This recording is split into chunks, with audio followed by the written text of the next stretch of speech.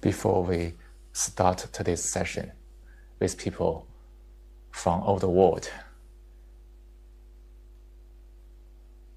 Now let's keep silent for a few minutes.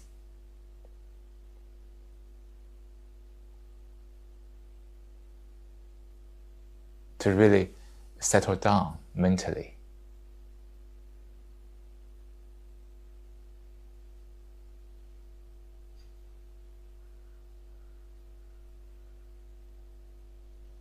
So in the next 3 or 5 minutes,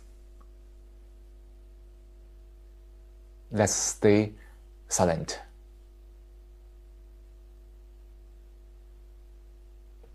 One can feel the body sensation, the breath,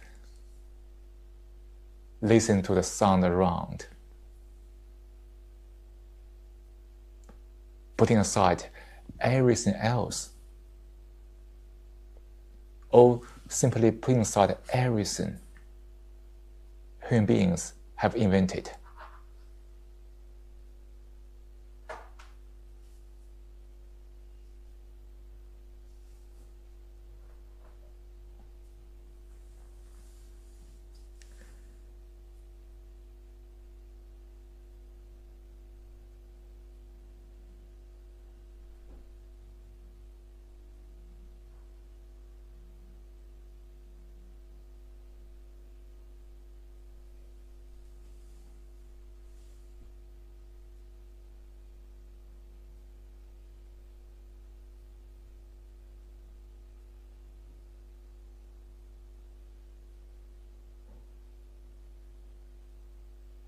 Simply be with this moment, letting go of all the resistance.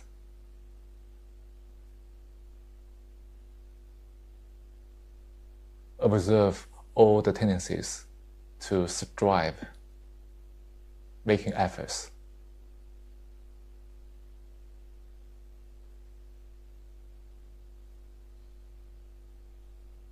And this is what is, and seeing what is as it is. Let's do it now.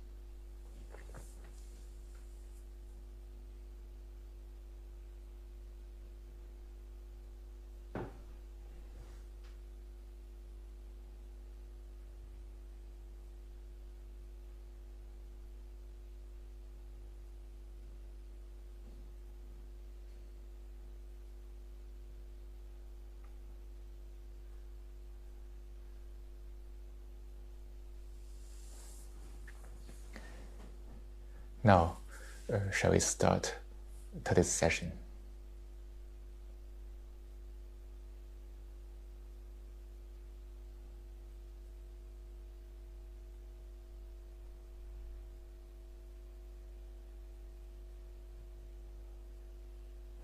The human mind is very complicated.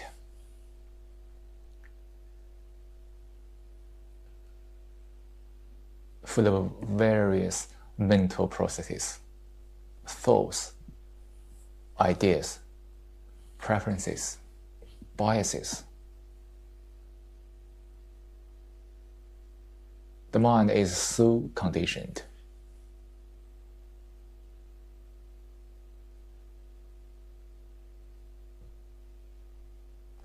And in that conditioning, the mind is divided. Different minds are conditioned to different things. Therefore, they have different views, projections, feelings, and so on.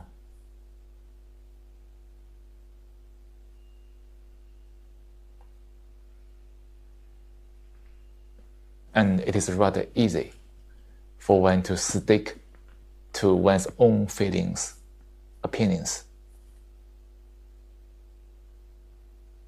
When everybody is doing the same, the division between human beings become worse and worse.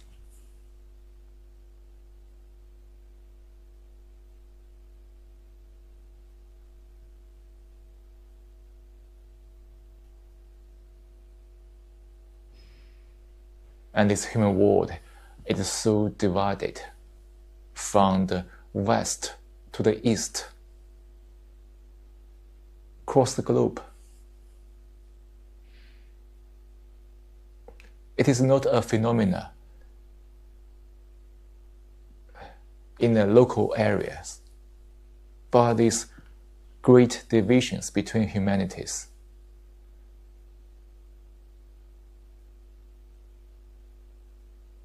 Is taking place across the world.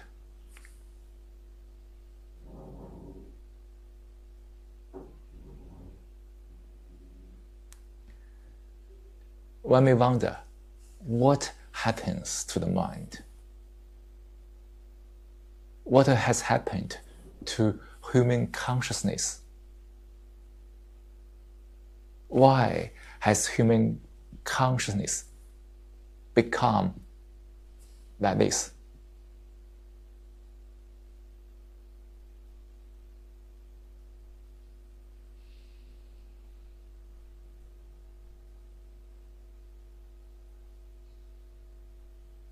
There are so many issues in different forms. One of the issues that can be very visible is loneliness.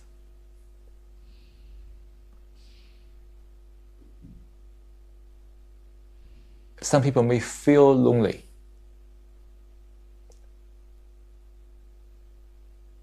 And that feeling becomes very strong and dominant. Some people haven't felt it. But the mind is already in the mood of loneliness.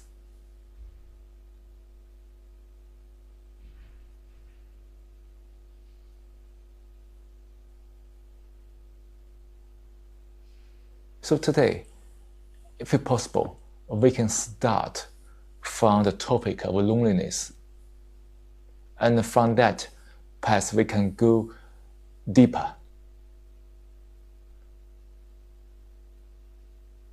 And maybe we can come upon the fundamental issues of all humanities that not only bring about loneliness, but also various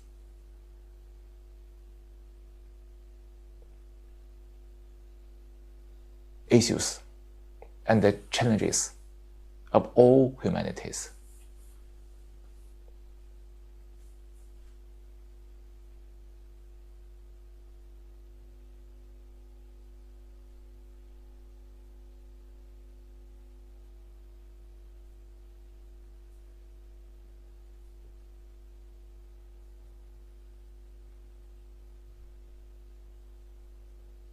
Some people, as we said today earlier, can feel the sense of loneliness strongly.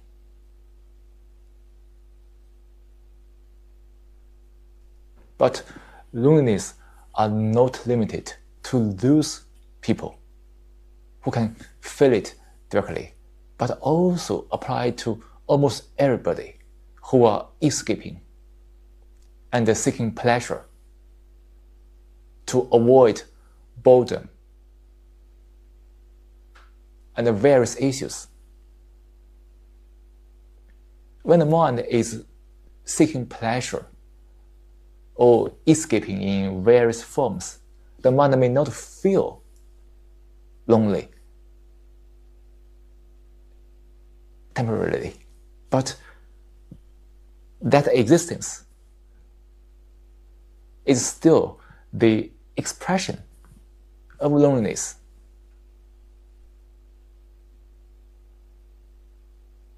So we can't ask one whether you feel lonely or not.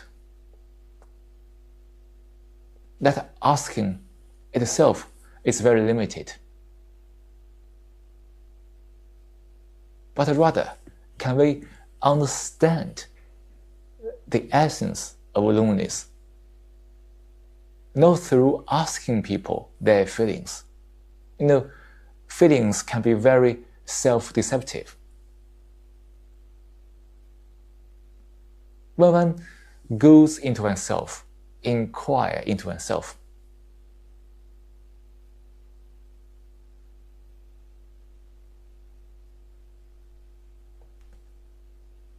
go deep to find out what it means to be lonely. And in that deep investigation of oneself, one perhaps can find out the real meaning of loneliness. And the very understanding of it may bring about the ultimate solution to loneliness.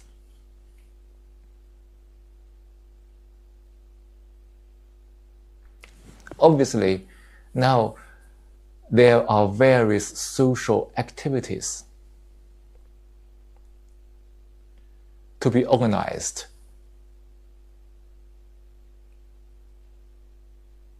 in the name of helping people to alleviate loneliness.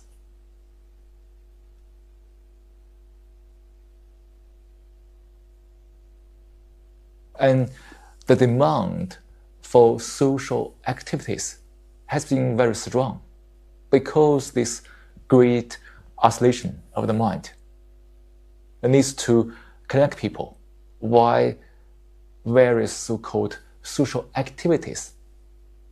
That is what is going on across the world.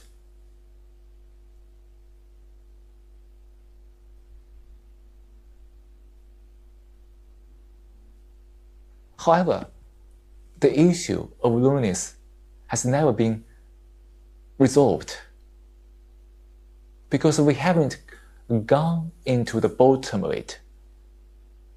We haven't really devoted our energy to find out the root of loneliness.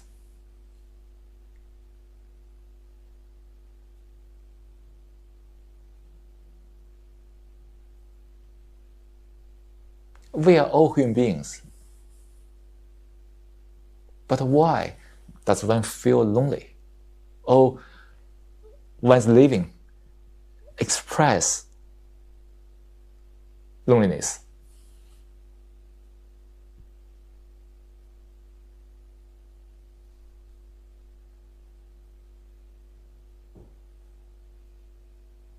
Why we are human beings which are connected each other, which is a fact, now cannot be felt as a fact. Why do we feel disconnected from each other?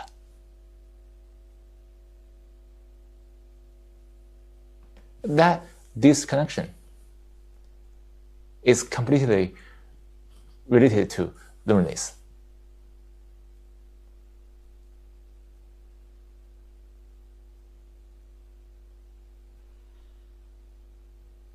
Why has life become isolated and unrelated to nothing?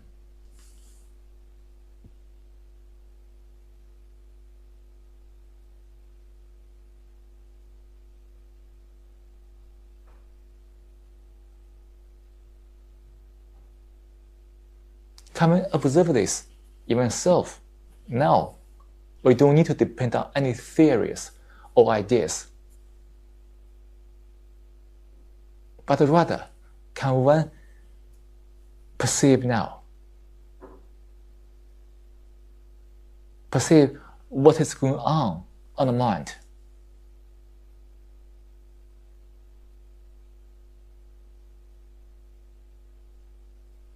Why do people feel disconnected from each other?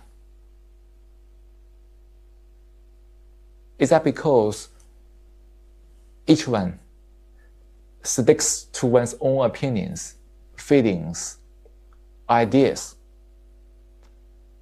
And that state of sticking to something bring about self-importance.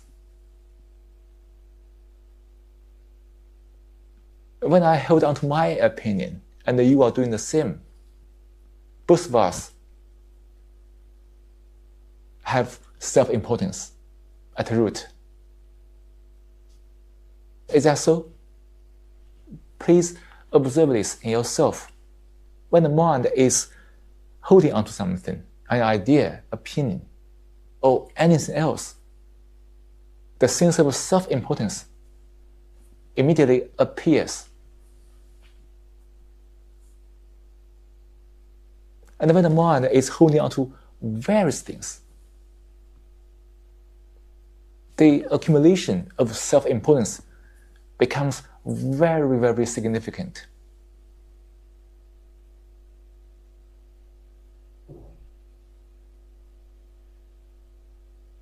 Creating the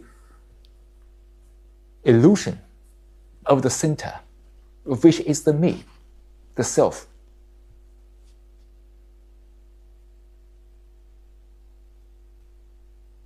And then all of the thought processes are built upon this center,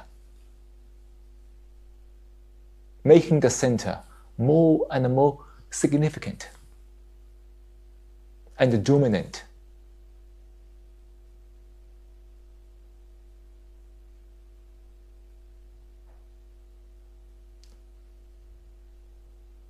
Is that the leading factor that make people feel disconnected?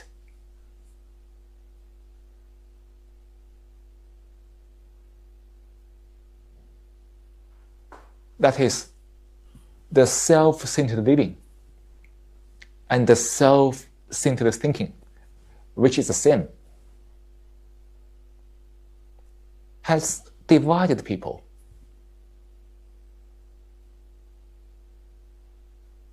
When the mind is in that self-centered state, there is disconnection.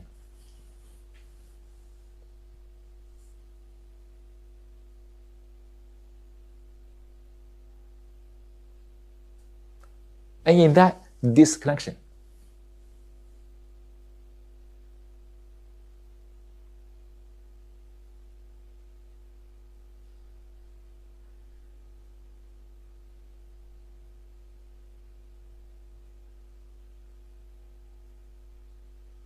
the self-importance is built more and more.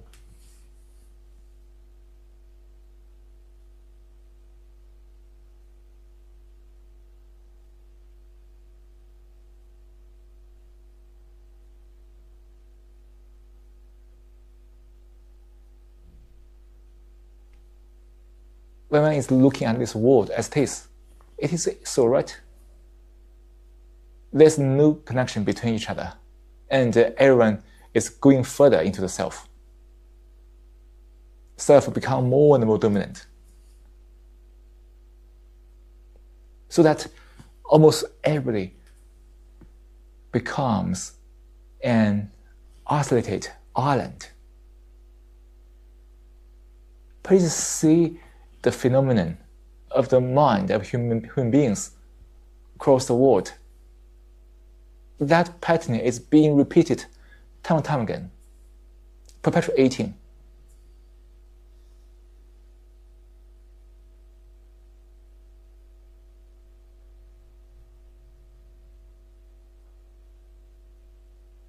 The human division and disconnection.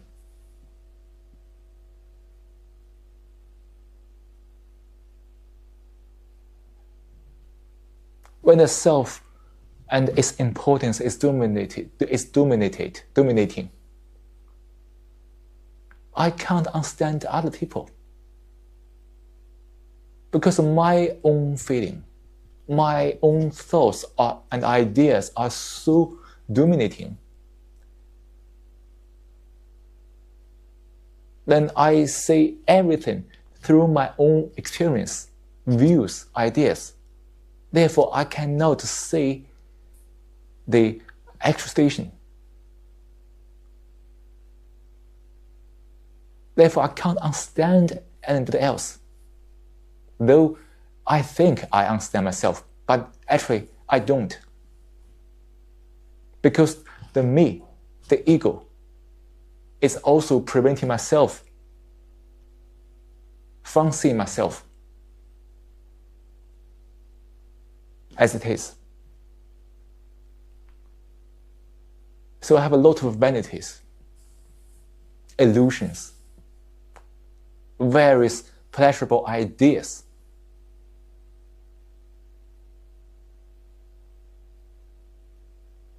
And I keep seeking fulfillment, satisfaction, pleasure.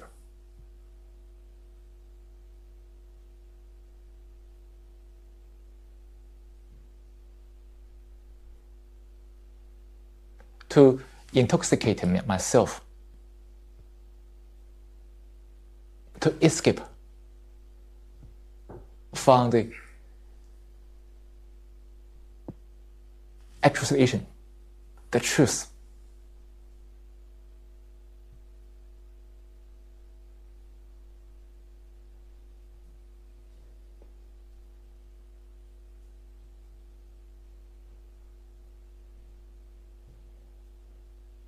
And I take great pleasure in various things.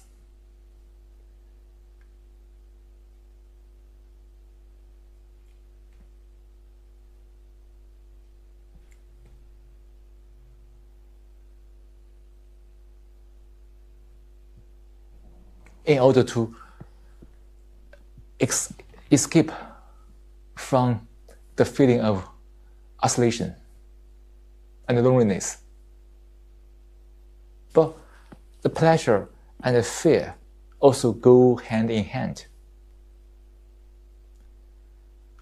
I have a great fear in losing the pleasure, in not obtaining the pleasure, because I don't want to face the fact of living.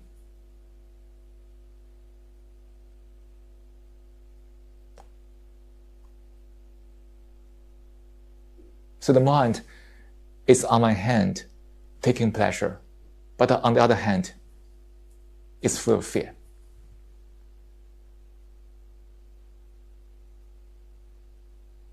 In that state, the mind does not feel lonely, but what one is going through in that state is the expression of loneliness.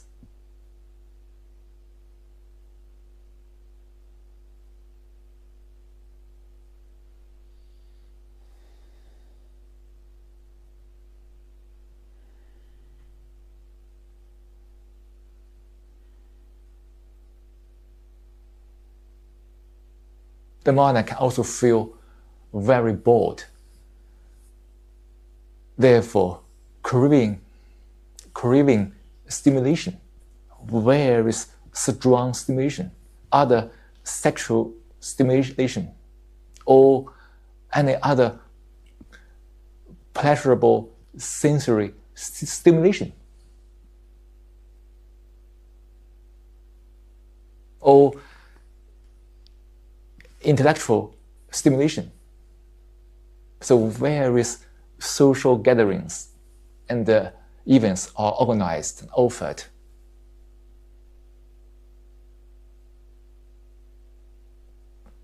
to cater to the need of fulfillment and stimulation. Still, it is the expression of the loneliness in different forms.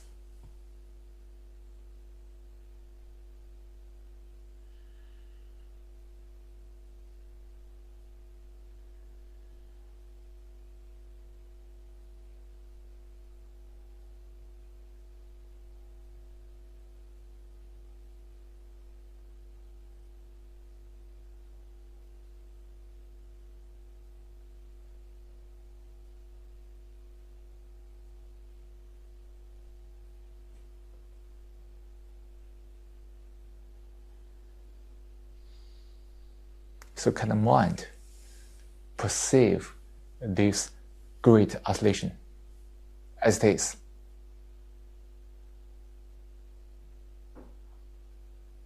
Perceive the mischief made by the self-centered state.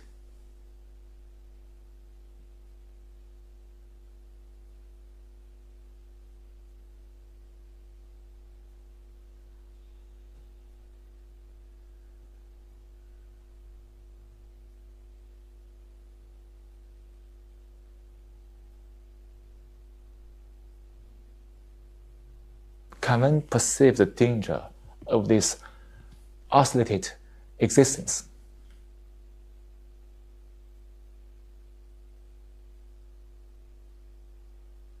And that isolation is created out of the thoughts.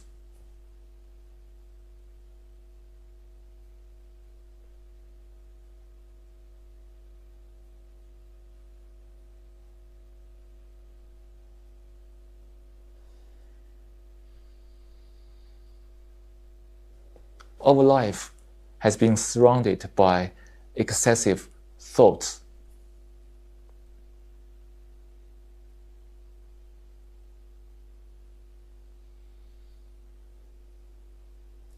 Thoughts have their places in our living. It has a lot of technological knowledge human beings can use to do various things. But thoughts can also bring about self-importance, the sense of me.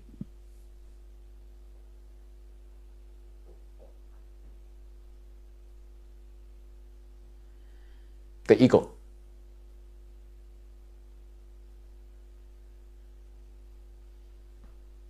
So when thoughts are functioning as technological knowledge, thoughts stay in the right place. But when thoughts are functioning as the me, the ego, creating the self-centered state, it must breed disorder.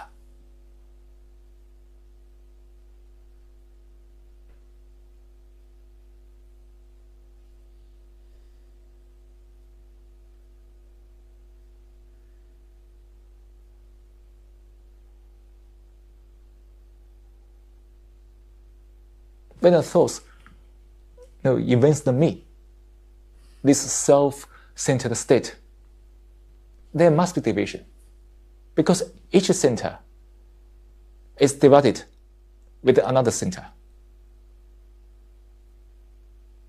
Therefore, there's disconnection. Where there's Where there is disconnection, there must be conflict, contradictions.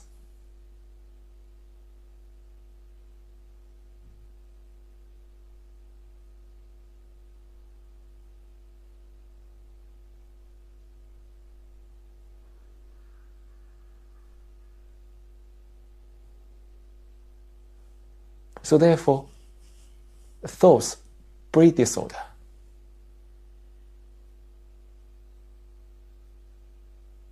This self-centered living is the manifestation of thoughts as disorder. Can one observe this as it is?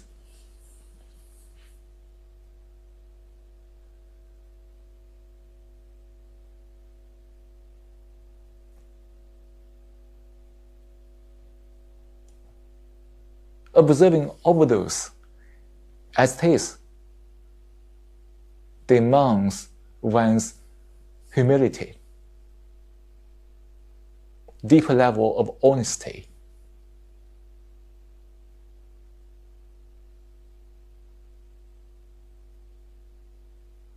Otherwise, the ego, which is the product of thoughts, is very cunning. It is always resistant to seeing the truth, the actual.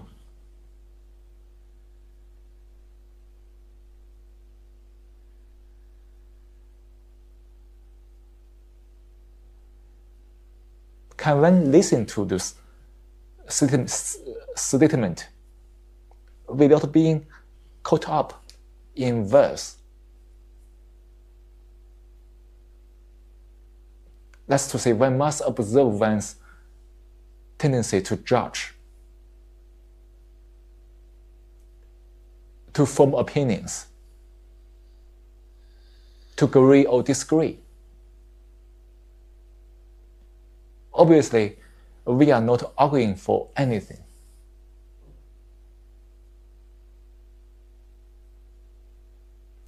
This is not an occasion for agreeing or disagreeing, but rather, can one observe directly without being filtered by one's own opinions, accumulated knowledge, thoughts? Because all those translations and interpretations only distort what one observes. Without any distortion, as human beings, we observe the same.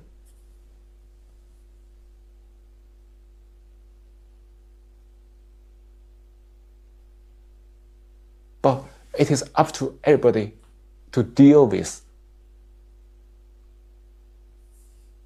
the distortion, which demands humility and diligence.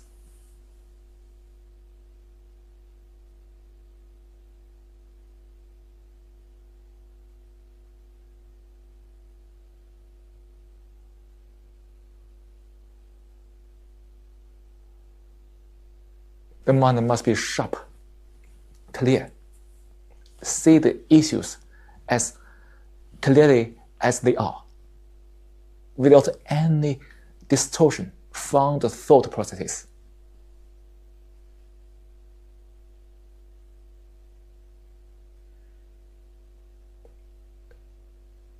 That is, it demands one's direct perception.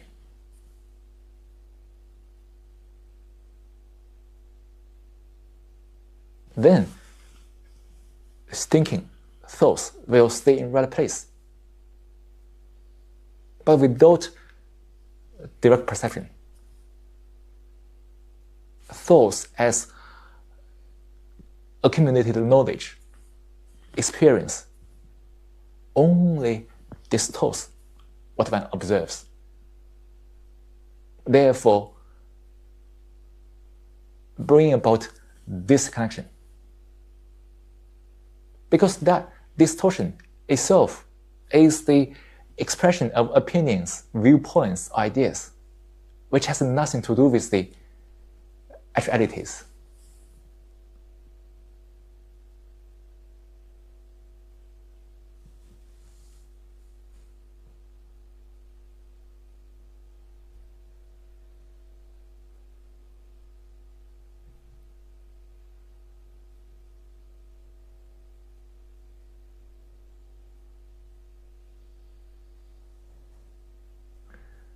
So that's why this inquiry demands all of us attention, full attention, dealing with the various cunningness of the mind,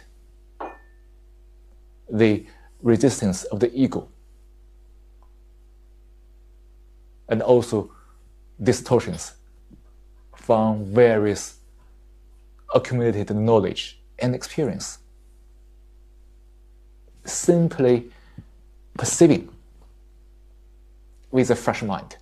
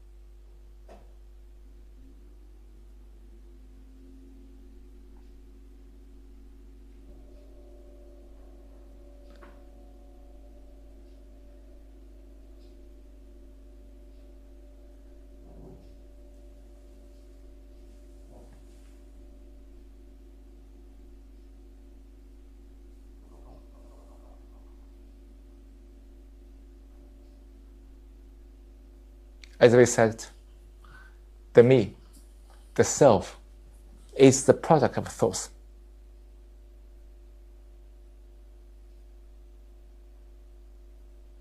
The concept of ownership, the concept of possessiveness is the activity of thoughts to possess something. And it brings both the feeling of possessiveness, behind which is the self-importance.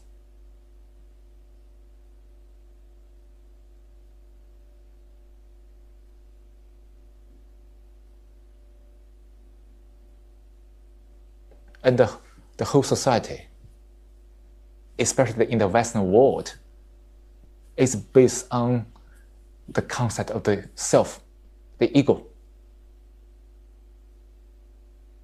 The ego makes various choices, and society offers various options. We don't condemn this, but we must observe what happens to the mind.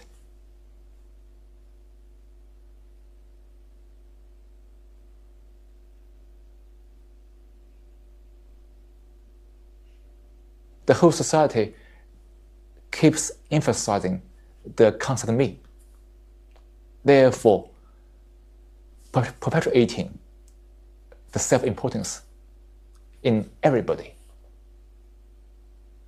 The me is empowered. The me is enhanced. But also the me is in isolation.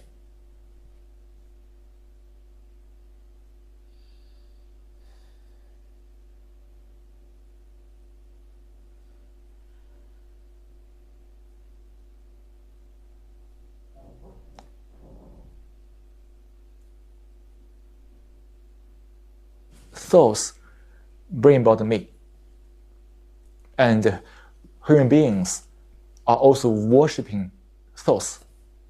Therefore, human beings are also worshipping themselves. which again, the pattern of the self-importance.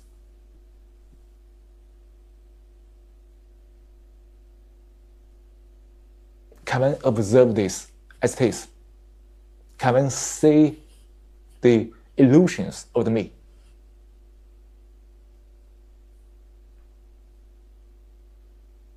Thoughts are a materialistic process.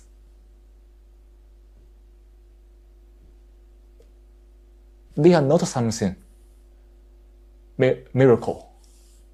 They are not something new.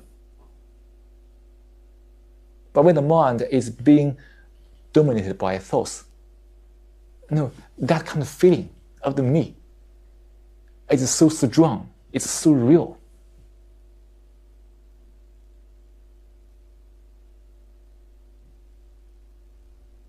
When the mind is living in the fragment created by the thoughts, which is also called being conditioned, that feeling, which is the distortion of the thoughts, is deemed as true. And everything is based on that. That is what is going on across the world. The life is totally based on illusions.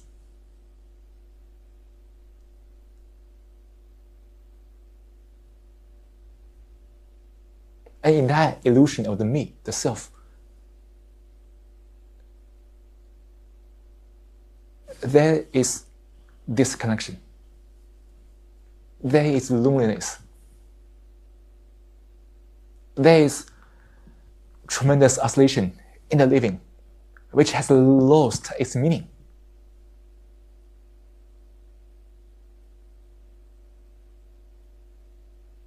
Loneliness itself shows that life in this way is totally meaningless.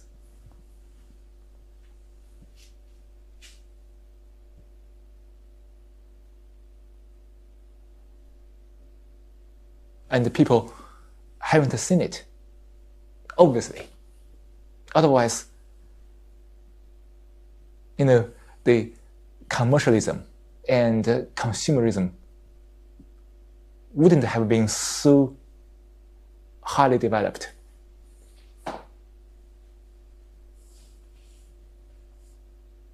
In that isolated and meaningless living, pleasure becomes tremendously important.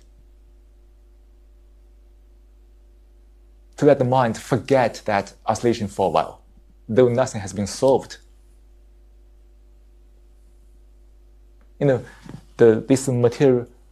This materialistic gain, money, products can bring about various pleasures. The possession of a beautiful house, the possession of a wonderful furniture, or the pleasure of being highly respected, or the pleasure of having power.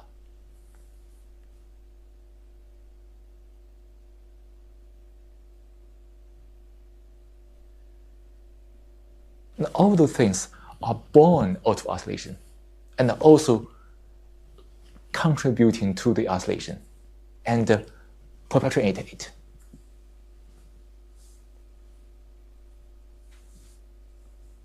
Can one observe this vicious pattern, vicious circle?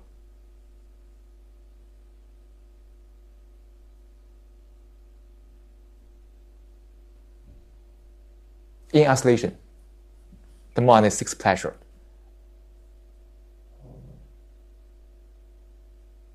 And in pleasure, the mind also has fear. But it will seek more into pleasure.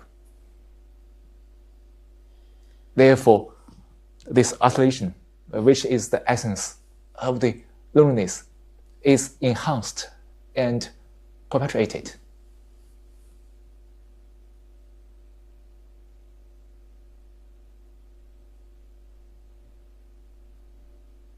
Can one see this as his? not through the words of the speaker, but rather can one observe others directly.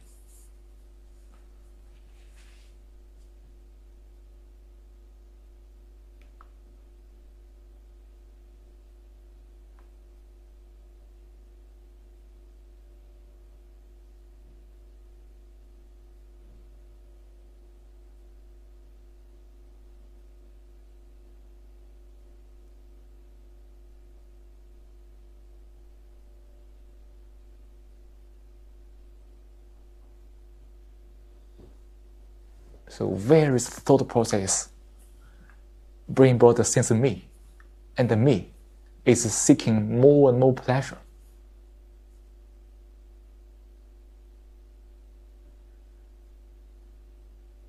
And also accompanied by fear, tremendous fear. And that self-centered living is the manifestation of this isolation and loneliness.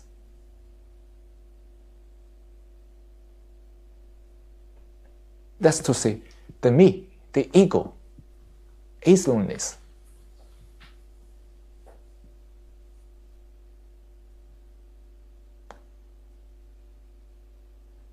It looks like two different verbs, but actually they are the same thing.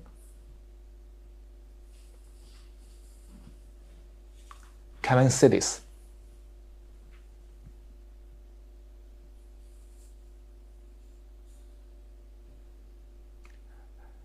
Human beings have enriched the vocabulary to such a great extent. Almost every phenomenon, everything can have one or multiple names. Can the mind not be trapped in any verbal construct? That's to say, can one go beyond the words to see the thing? The ego, loneliness, seem to be two different verbs. But when the mind sees the actual, it finds that the two words are pointing to the same thing. Though each word has different explanations in the dictionary, but they point to the same thing.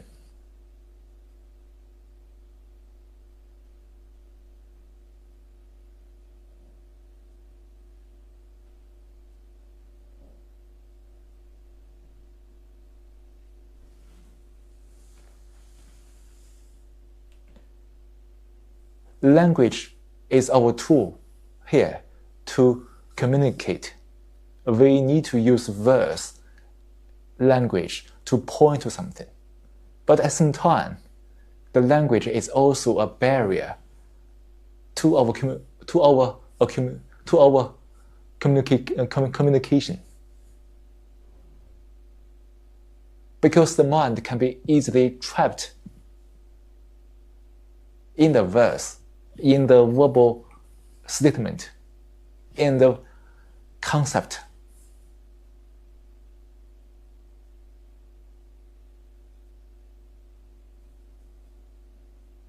So it demands one's great care to use language in the right way, properly, at the same time without being trapped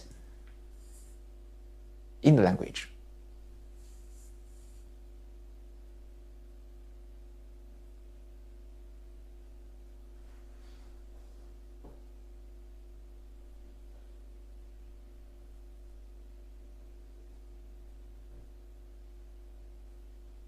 And unfortunately, the mind is so easy to be trapped in language.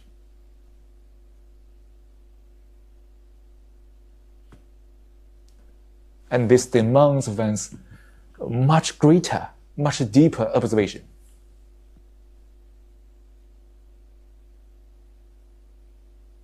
To observe actually and exactly the relationship between the language and this body.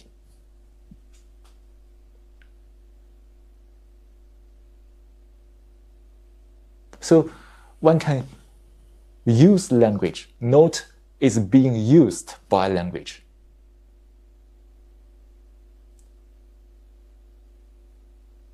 It's not difficult to see. I hope you are also seeing that. The whole world is being used by language.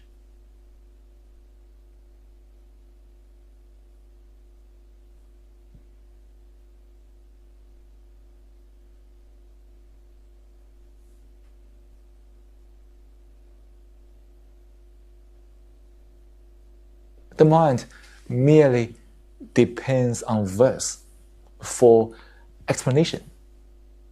But the mind does not see the actual for oneself. So the mind is conditioned to verse. Therefore, the mind becomes very lazy.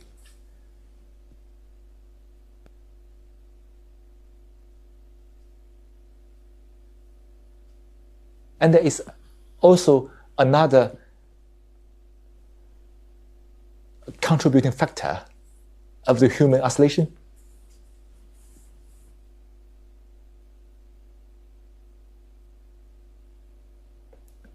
And when the mind merely depends on verse,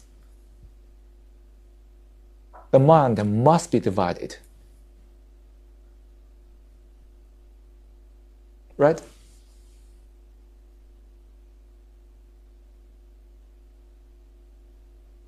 Words have multiple meanings, have different implications. And when the mind merely depends on verse, human beings are divided by languages, by verse. You see, people are arguing, debating, quarreling. That's merely the expression of the conflict from the verbal things, because the mind merely depends on verse for a sense of certainty.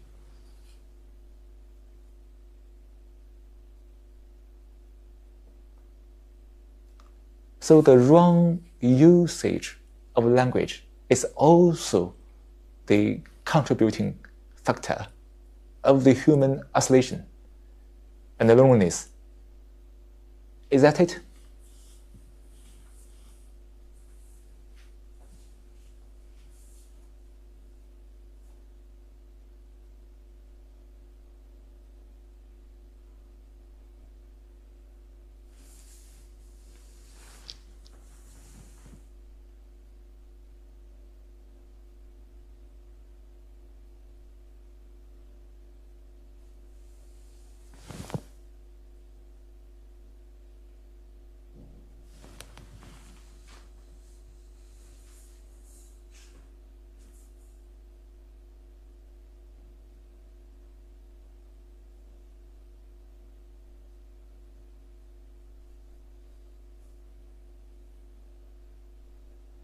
And the mere dependence on language, on the verbal expressions, is still the activities of the me, the self, the ego, isn't it? The ego is something verbal.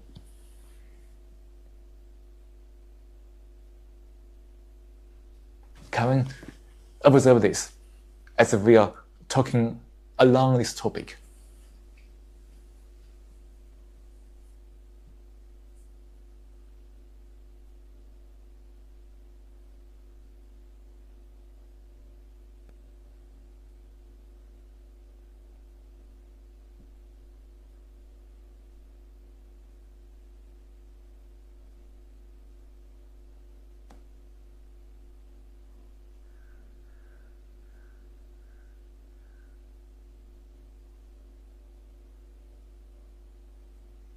Unless the mind is free of all oscillations, traps,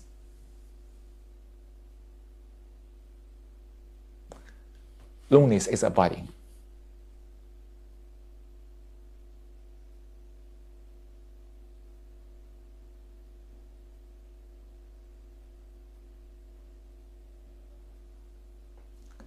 being isolated, the mind wants various social activities, but still the mind is taking pleasure from it. Therefore, nothing is solved.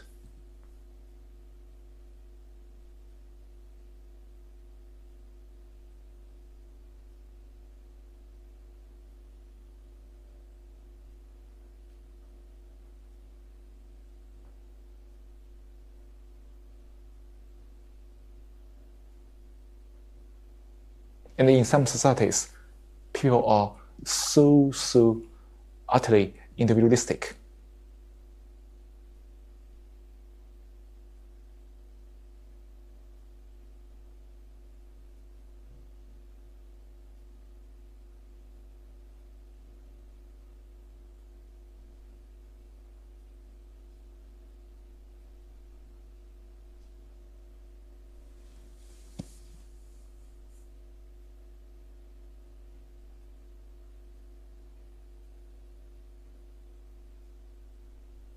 Even social gathering becomes difficult.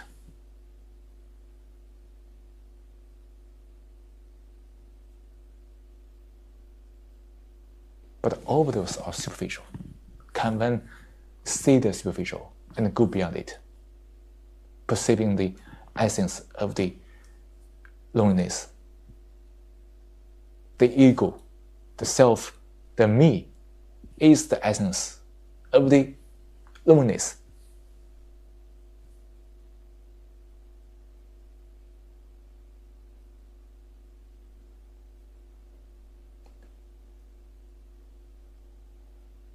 It's when willing to deal with the essence.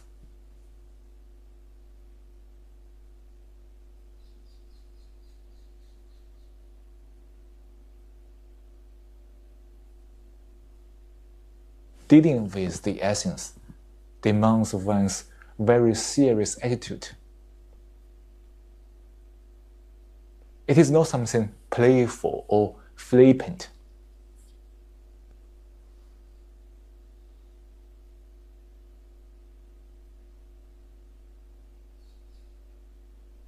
It demands one's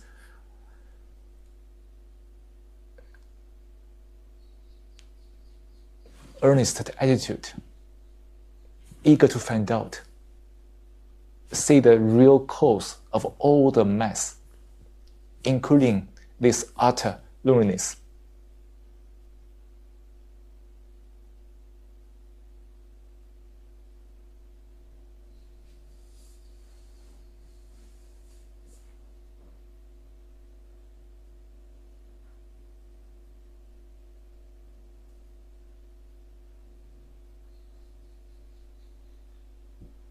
That's to say, can the mind be free of all conditionings? Can the mind be free of all fragments created by thoughts? Can the mind be free of all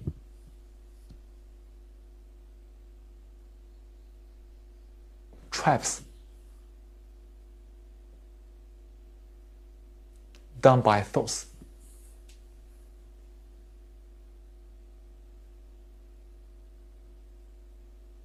Can the mind be free of all influences, not only the external influences, the media, the propaganda, tradition, culture, and all those things, but also the inward influences from the language, from the verse? Can one simply put aside all those so the mind can become quiet, silent, sensitive, and alive? Otherwise, the mind is very dull, losing the sensitivity to everything. And that loneliness implies this dullness and insensitivity. lack of sensitivity.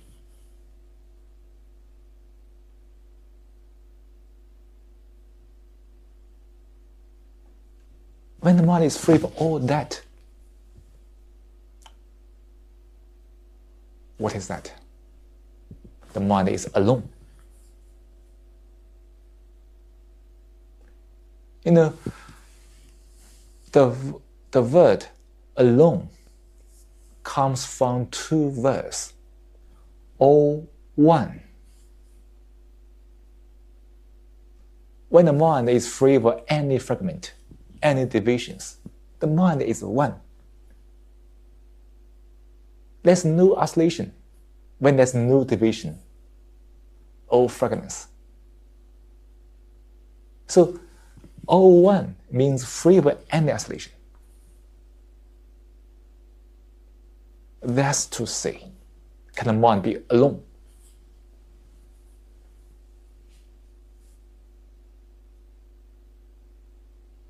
When the mind is alone,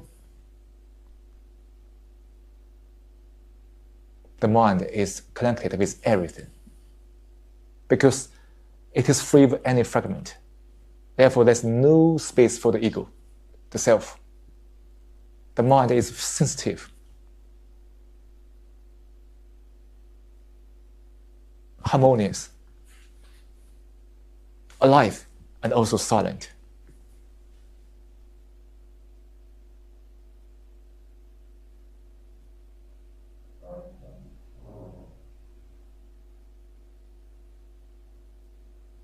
So aloneness has nothing to do with loneliness. And aloneness means freedom from oscillation, therefore loneliness.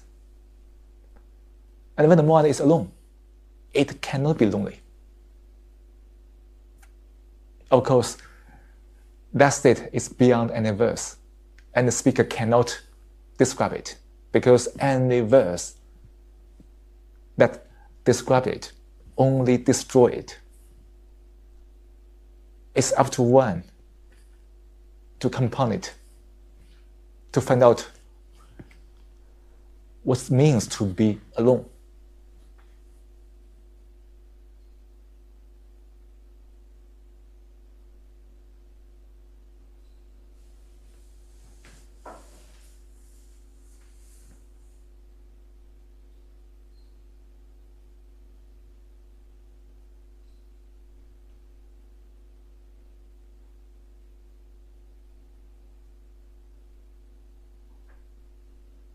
When the mind is really alone, the mind observes everything it is.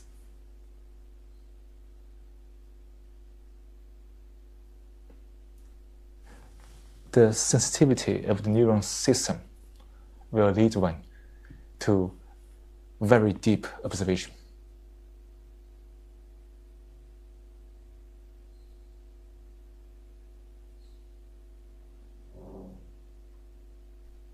And the mind will compound insight.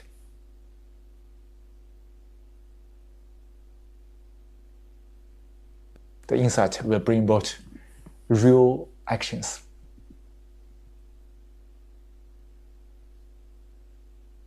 And the real actions, which is never a product of thoughts,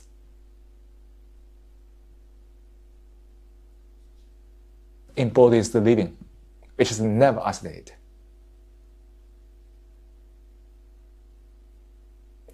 Embodies the living that is really connected.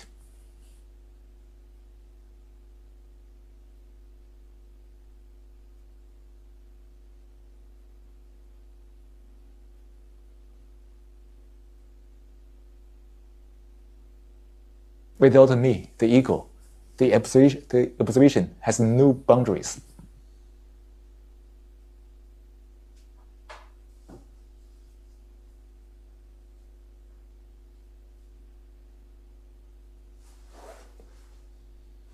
And that observation is no longer the self-centered activities, but represents the authentic human beings. Because that observation is no longer something personal. It is something universal. It represents humanity.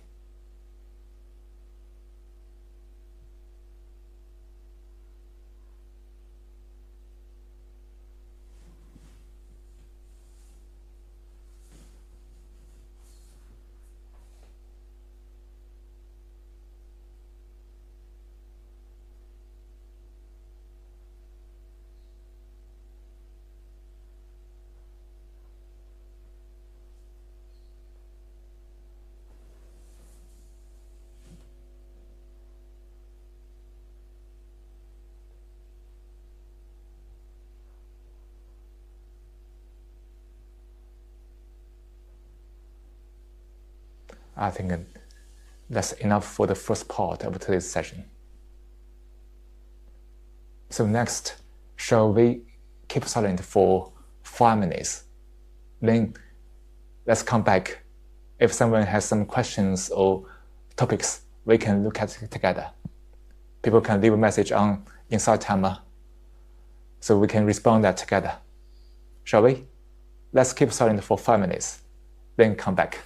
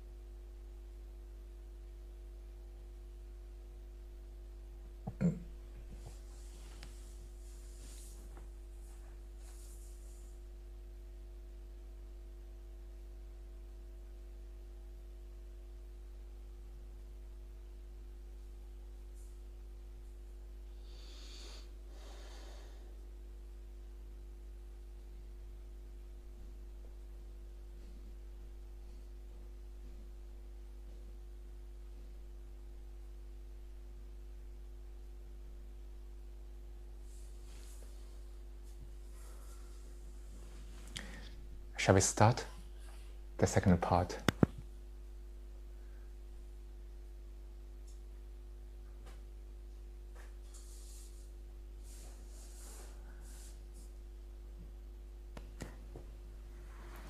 All right. A friend is asking, I just keep listening to talks like this, hoping my mind will see the truth of it and just cooperate, free itself. What do you think of this?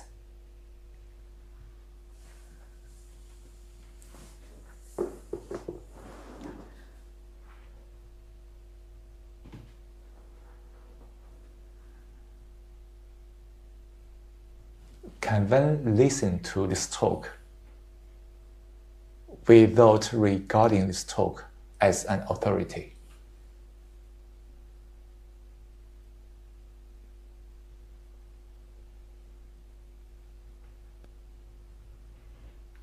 Can one not depend on any talks, including these talks, though one can listen to it, give a full attention to what is being heard?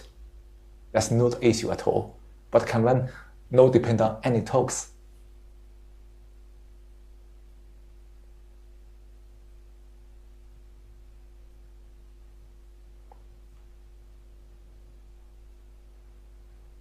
Can one master the art of observing?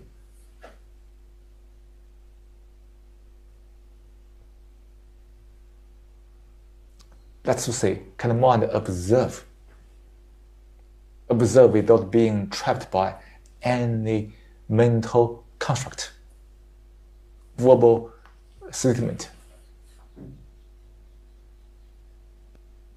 Seeing the actual, seeing what is really going on the mind, is not a verbal process. Seeing means directly perceiving.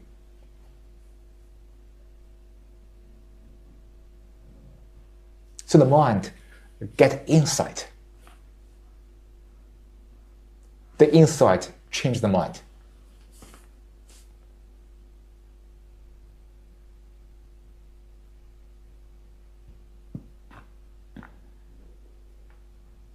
The insight is not something one can seek, but rather when the mind is really observing without any deception, with clarity, then the mind can compound insight.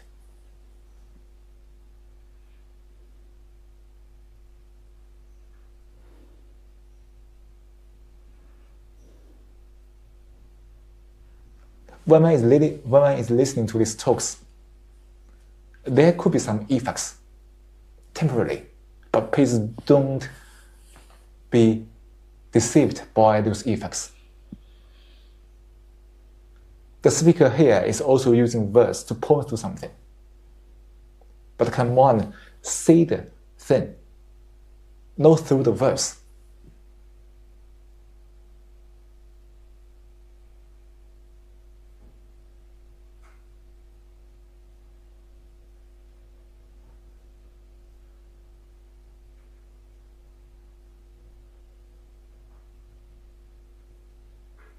Therefore, can the mind be free of any dependence, including this dependence on this verse or talks?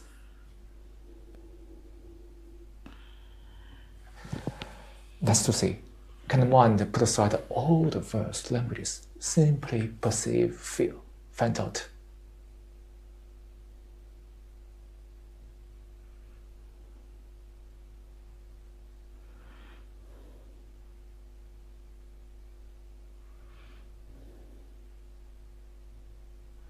And when one is listening to this talk, can one perceive the differences of the languages used in these talks from the daily usage language? When one is at all serious and sensitive, it's not difficult to see that the way of using language here is different from the daily usage. isn't it? Because the daily usage language is full of self-centered opinions, divisions.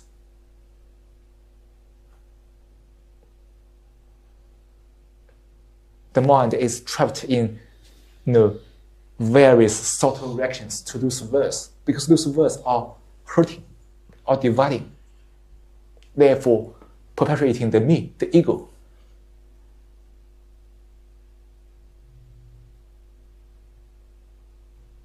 And when the speaker is giving a talk now here, the usage of the language isn't free of the ego. Can one perceive this directly? And can one observe one's language usage pattern? Can one's language usage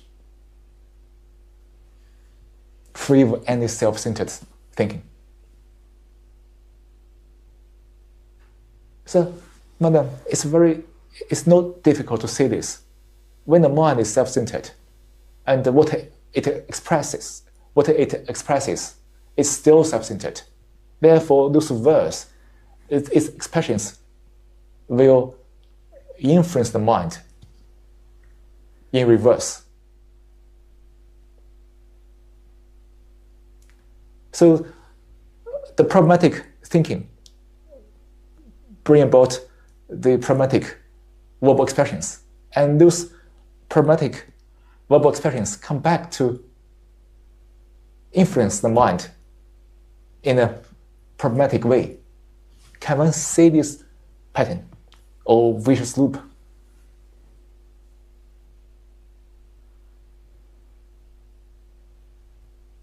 Can the mind be free of all these patterns?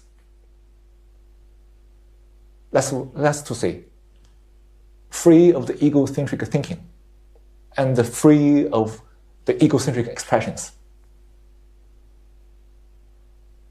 So, what one thinks and what one can express stay one.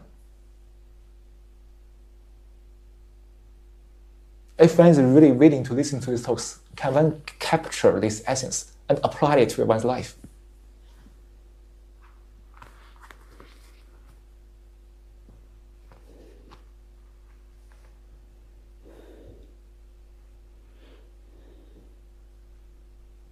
What matters is to have insight.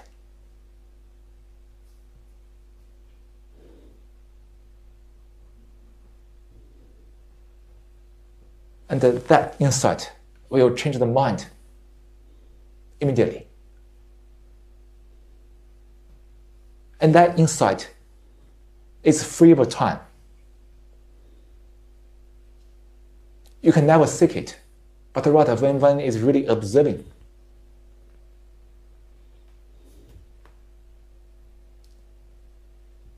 the insight can come unknowingly.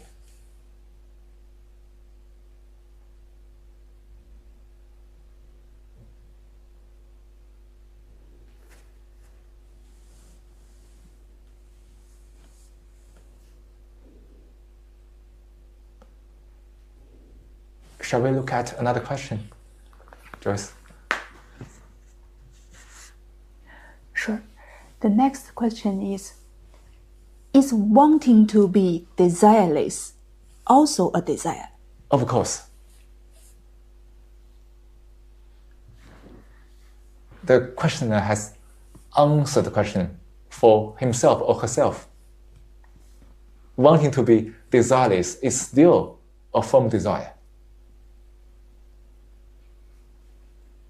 So the question is that can one be free of desire? But wanting to be free from desires is still desire.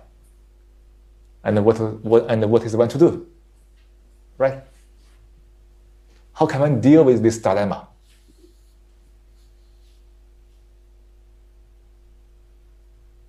Or contradiction? Wanting to be free from desire is still the thought processes to seek to achieve something. And the desire is also a thought process to achieve, to become, to get something.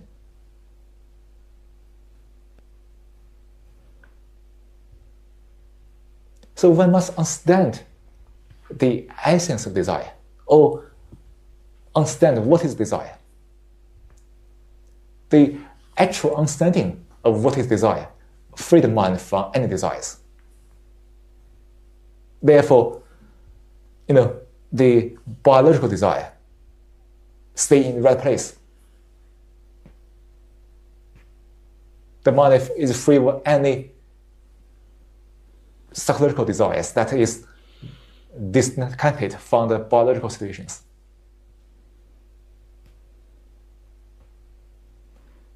To understand what is desire, we must not condemn it. Observing desire is not to condemn it. That's to say, observe what his mind is going through in that process, which is called desire.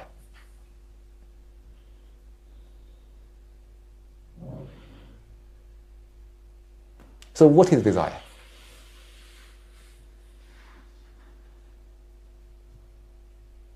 When I go to a restaurant,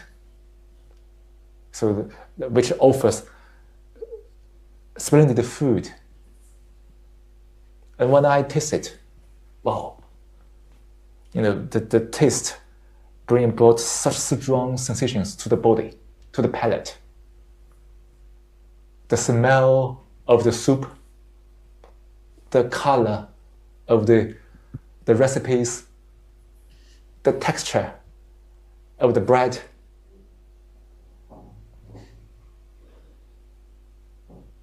and the sweetness just in the right level. So all those bring wonderful sensations to the body, to the palate. That's something normal, because our whole neural system is always interacting with everything around us.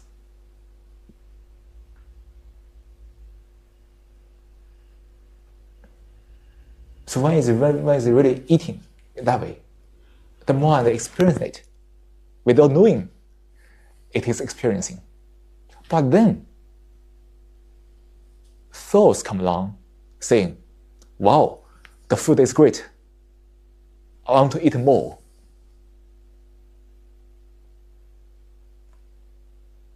I want to come back to this restaurant again next time to reproduce it, to reproduce their feelings.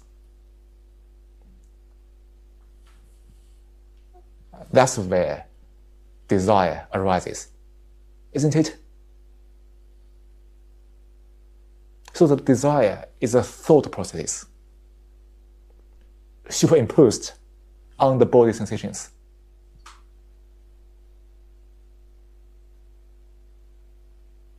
And for many people, this process can come very quickly because there's no awareness, there's no observation. So the thoughts can pop up immediately to be superimposed on the sensation of the neural system. But can the mind observe all those carefully, deeply?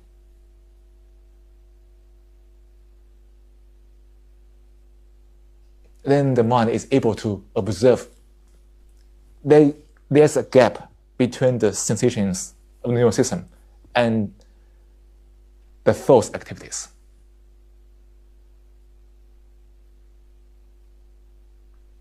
And when the mind is really observing, the mind is free of desires.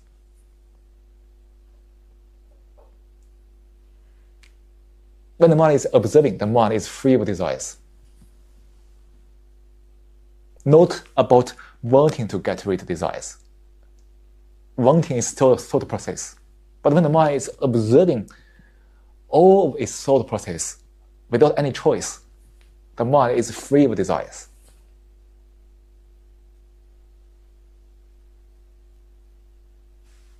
there's a sensation which is healthy, normal. And when the mind is observing the thoughts, and thoughts won't make mischiefs, only when the mind is not aware. So the thoughts pop up so easily, and desire immediately control the whole body.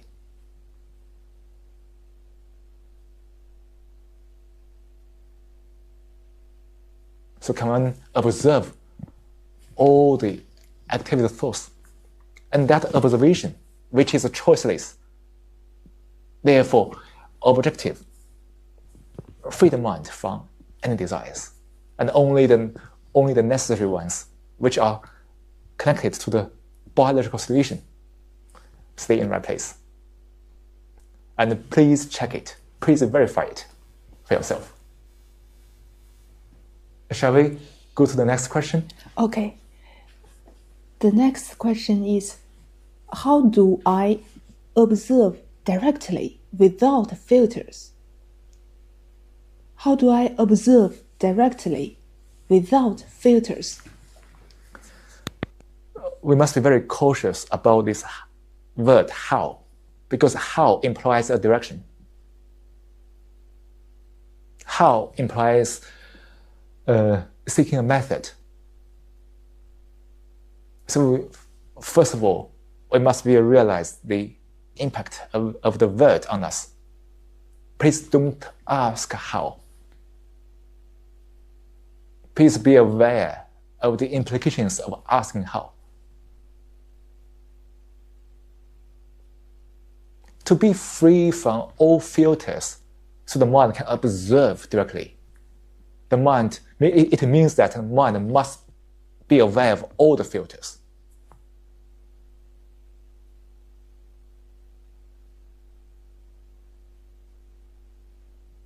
Asking how, as we said, is a mental process, is a thought process, similar to the question previous, wanting to be free from desire, wanting to ask how. Well, in essence, is the same. So putting aside asking how, can the mind be aware of all the filters? That awareness, which is never a choice, dissolves the filters. That's to say, when I'm listening to the talk here, and when the mind is observing everything, observing what is really going on, it simply be aware of every biases, opinions, accumulated knowledge.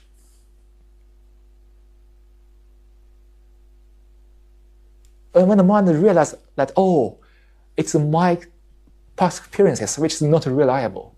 Oh, it's my opinions which is never verified. And that awareness brings about the insight. Therefore, the mind stops filtering its observance, filtering its observance through the filters. Can one say this directly? That's to say, be aware of everything choicelessly when the mind is using thoughts. So when the mind is observing,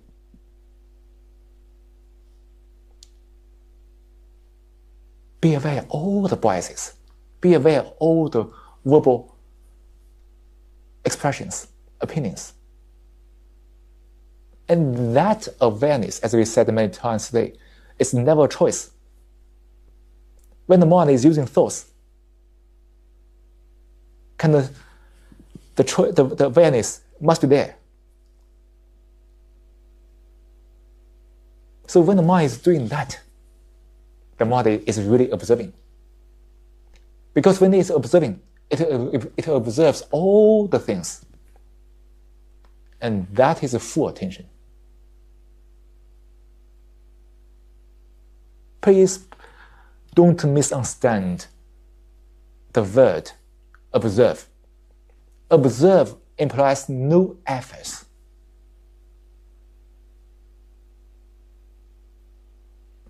It's not that I make efforts to observe all. Then it is still the ego behind the thought processes. But rather, can the mind make no efforts simply be quiet. When the mind has no efforts, everything is revealing themselves.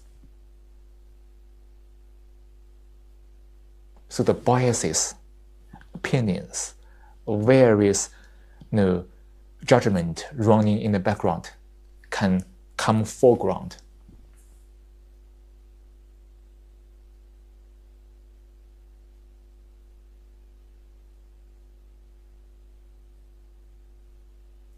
And in that state, which is free of any efforts, which is in full attention, the mind is seeing the actual without being filtered by thoughts. Because thoughts as biases, as filters, as the past accumulated knowledge are also being availed in that state without any effort. Shall we go to the next question? Sure. The next question is, it seems to be that observation comes from acknowledging the input that your senses are capable of registering. Therefore, you don't have to know how. Your body already knows how. You just need to let it do what it does. Yes, you can put it in that way.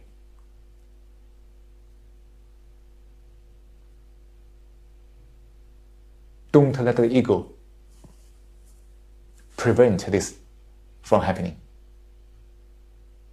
Just give full attention. Just fully be with this moment. The whole neural system has its own intelligence, which is different from the thought process. Thoughts are only part of that intelligence. Now, thoughts are dominating.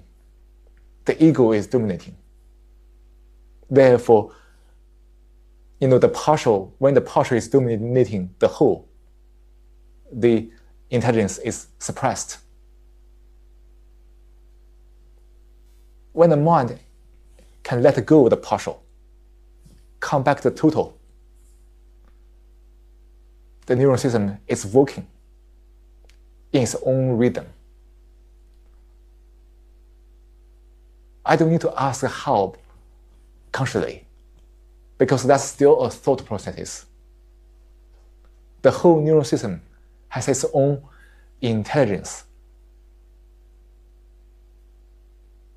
And I need to trust. And the barrier of the trust is the thought process. The mind always wants to cling to thoughts, therefore not trusting the body, the whole neuron system. But to observe is to trust, to make no efforts, to stay unknown. Can one do it to verify it? This is not the speaker's or anyone's theories. It is pointing something factual. And can one compound that factual? Shall we move to the next question? Yeah. No more new questions for now. So if you have some new questions, you can leave a message on inside the timer.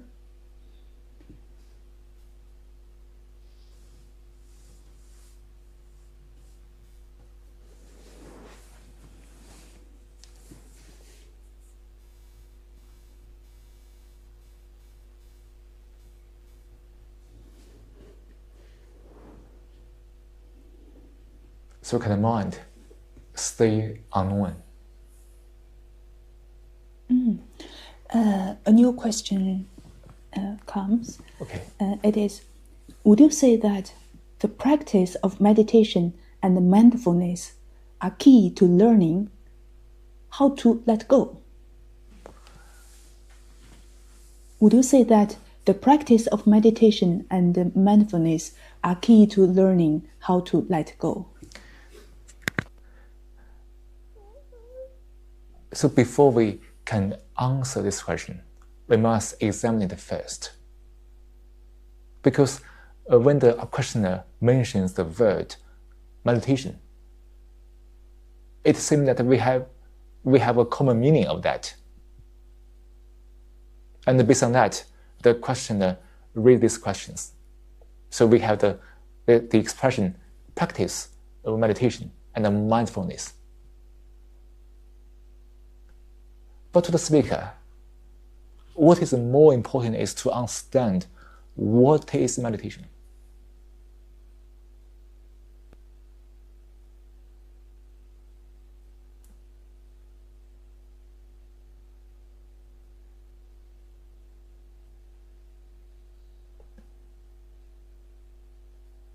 And when the mind understands what is meditation,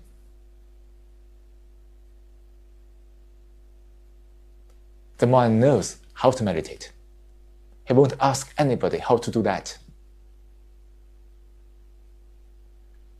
So, first of all, the speaker will ask, is meditation divorced from life?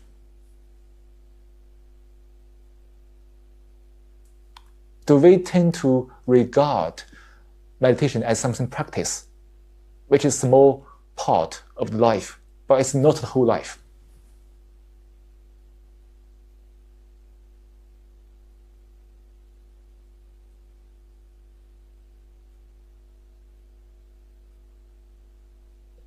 Or the real meditation itself is life. To live a life without any hypocrisy. To live a life that is deeply rooted in truth, goodness, care, and compassion. And to live a life free of the hindrance from the ego. And that living itself is meditation. Can one live that way? When one is lived that way, that's to say, one devote all the energy to live that way.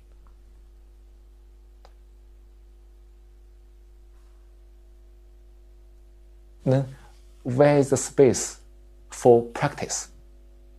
Living is practice. Otherwise, practice has no meaning. Is it?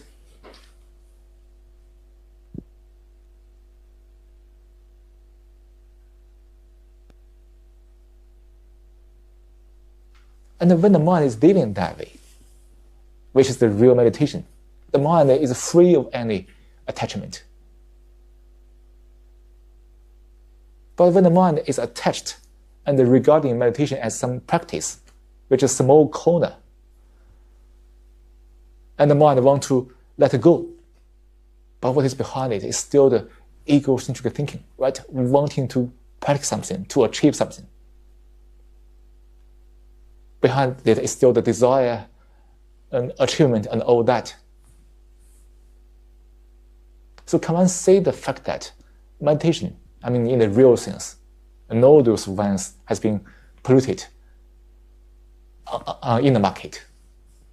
The real meditation is living. It is never divorced from life. The friend is asking a following question. If meditation means observing the mind, then isn't it necessary for progress? If meditation means observing the mind, then isn't it necessary for progress? So we must be careful about the word progress. Why do we care about progress?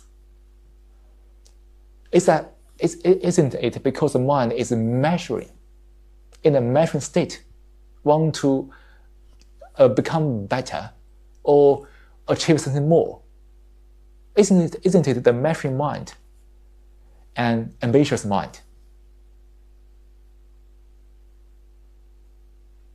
When the mind is really observing, as we said today in the session, which is never a choice, but giving full attention without any effort, trust the neuron system intelligence,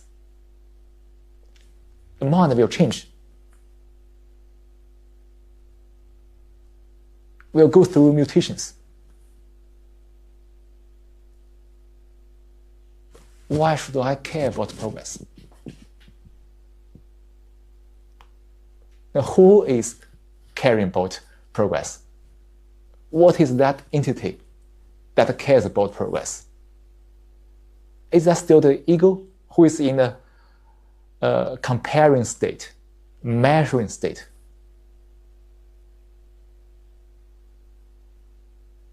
And can the mind stop measuring?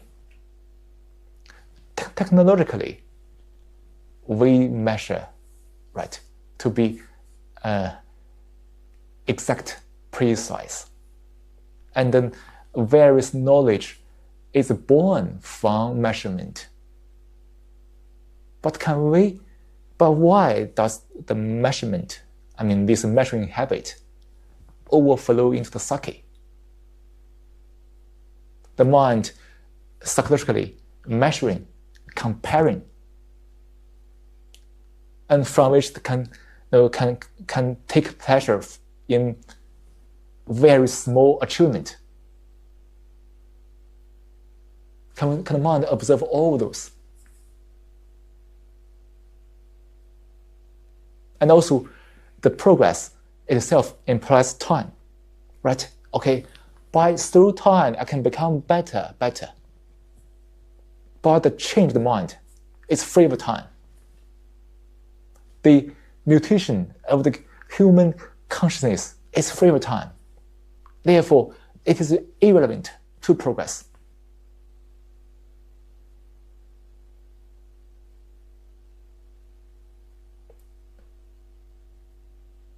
So can the mind observe completely? That's to say, can the mind stay unknown? Therefore, progress is irrelevant. But the mind will go through this genuine transformation. Shall we go to the next question? Sure.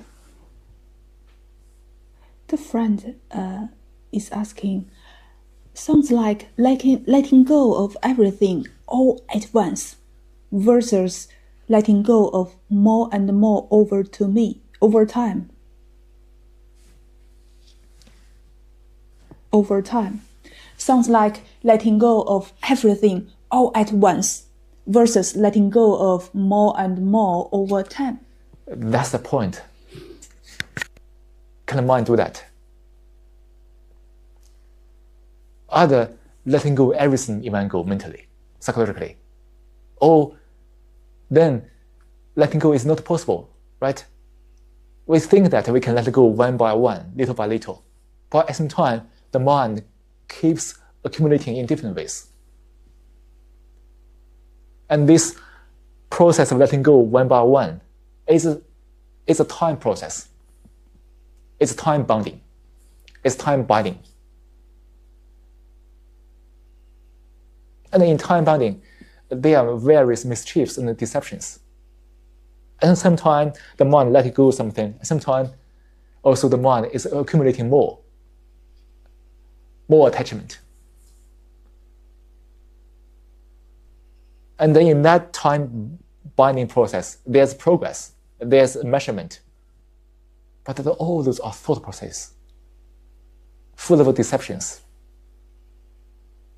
So can the mind put aside everything now? Can one do that as we are talking along this topic?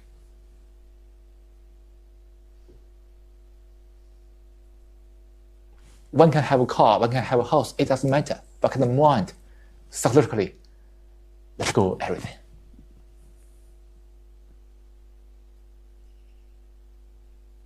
And when it's doing that, it is free of time. It's not a time-bounding process. Therefore, has nothing to do with progress. But can that happen? Which demands complete observation, clarity.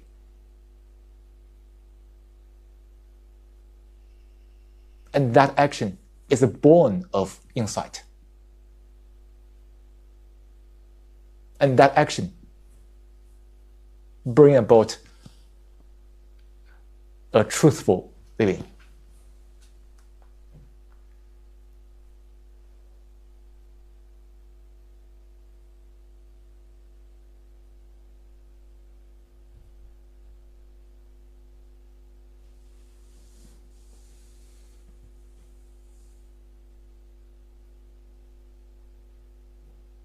Shall we look at the next question and other people's?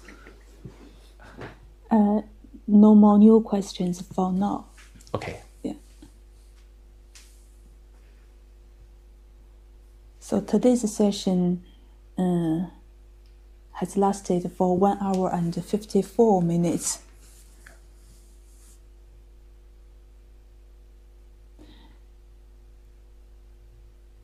If anyone has any more questions, one can leave a message on Inside Timer. If there is no more questions, today's session is going to be wrapped up. Yeah.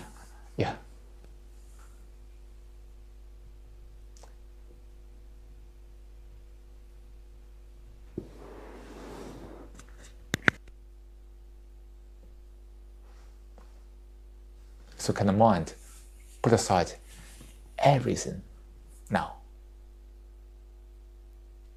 Please don't delay it. When this is delayed, various deceptions and mischiefs will come in between.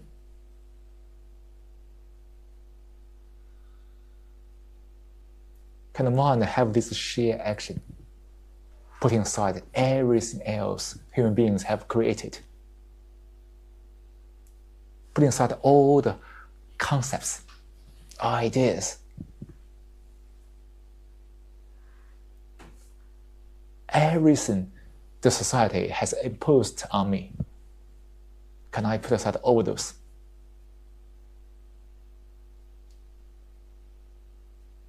Can I come back to nothing?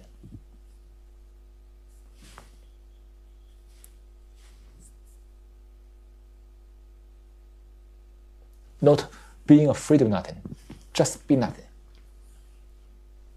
And in that nothingness, there is positivity. Not I seek positivity from various pleasurable ideas, which is absurd and childish. But rather, can one be nothing? And in that nothingness, the mind will compound what is positive.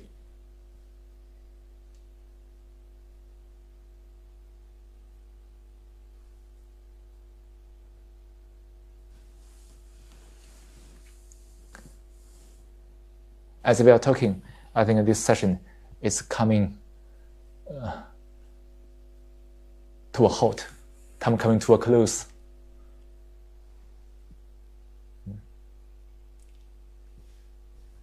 Today, in the past 2 hours, we have examined the various topics, starting from loneliness to isolation, to the thought, ego, and also to the essence of observation, letting go, time, progress, achievement, desire, and so on. All the things are connected. And it's up to one to capture the essence of it.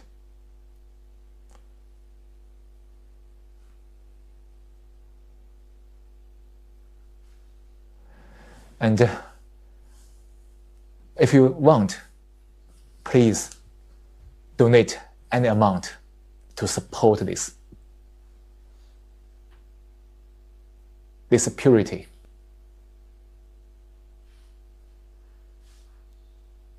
Which is, of course, very vulnerable in a society that is based on the ego.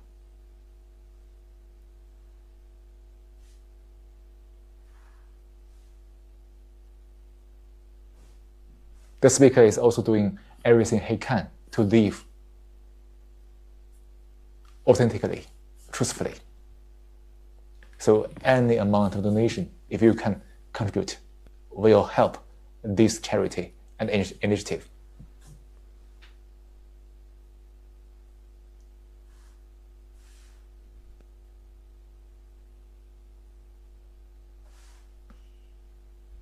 I think that's enough for today's session. Joyce, anything more to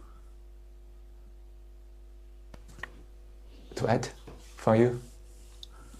No more to add.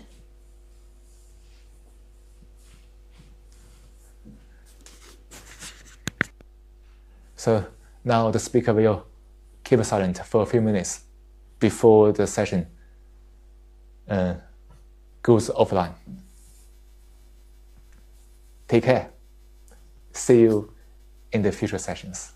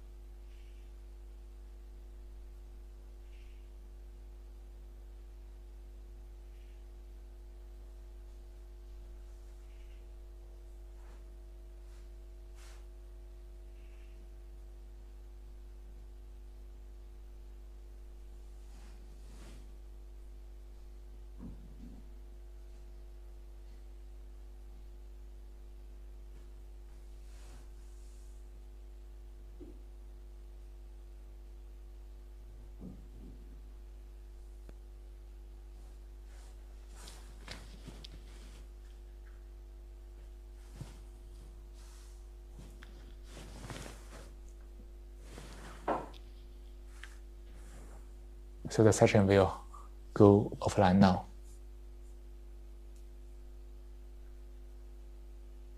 See you in the future sessions. Take care, everybody.